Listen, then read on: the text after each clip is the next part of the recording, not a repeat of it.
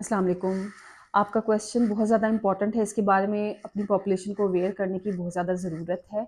आपने पूछा है कि क्या बर्थ कंट्रोल पिल्स सेफ़ होती हैं? इसके बारे में जानना ज़रूरी है कि कुछ ऐसी कंडीशंस होती हैं जिसमें हम बर्थ कंट्रोल पिल्स के लिए मना कर देते हैं। अब वो कंडीशन क्या-क्या हो सकती हैं? अगर आपको एक्टिव हेपेटाइटिस है, अगर आपका कोई जिगर का मसला चल रहा है तो उसमें हम बर्थ कंट्रोल पिल्स नहीं देते। अगर आपकी बॉडी में खून जमाने वाली सलाहियत है, या अगर आपको पहले कोई क्लॉट बन चुका है, क्लॉट की वजह से पहले आपको कोई मसला हो चुका है, डीवीटी है आपको, तो उसमें भी हम बर्थ कंट्रोल पिल्स नहीं देते।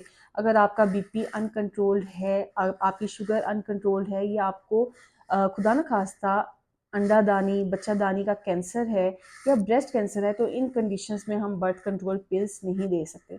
अब देनी हमने किस तरह से होती है, अगर आपको छोटे शॉर्ट ड्यूरेशन के लिए वक्फा रिक्वायर्ड है, मतलब 6 महीने या साल का आपने वक्फा करना है, तो उसके लिए बर्थ कंट्रोल पिल्स बेस्ट हैं, आप ले सकते हैं। लेकिन इसका लेने का एक तरीक़ेकार होता है कि आपने अपना अलार्म सेट करना होता है, टाइम फिक्स करना होता है। जिस टाइम पे आप ले रहे हैं, जिस टाइम पे आपने फर्स्ट डे फर्स्ट टैबलेट ली है, आपने वही टाइम उसका फिक्स रखना है कि अगले 6 महीने पूरे साल आपने उसी टाइम पे वो टैबलेट लेनी है। इसका अगर आप टैबलेट मिस कर देते हैं, टाइम पे नहीं लेते, तो अ, अगर एक दिन मिस करते हैं, तो जिस टाइम आपको याद आती है आपने उस टाइम वो टैबलेट ले लेनी है, और जो दूसरी गोली है वो अपने टाइम पे लेनी है। लेकिन अगर ये आपकी गोली मिस हो जाती है 2 दिन या 3 दिन, तो आपका जो बर्थ बर्थ कंट्रोल पिल्स से वक्फा चल रहा है वो बिल्कुल ज़ाया हो जाता है। अब आपको एडिशनल मेजर्स करने की ज़रूरत पड़ सकती है। आप कॉपर्टी भी इंसर्ट करवा सकते हैं, या फिर इमरजेंसी पिल भी ले सकते हैं।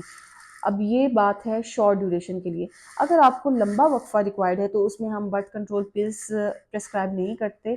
उसमें हम आपको रेकमेंड करते हैं या तो आप छल्ला रखवा लें जिसे कॉपर्टी कहते हैं, या आप कैप्सूल रखवा लें बाजू के अंदर जिसे हम जिडाइल कहते हैं।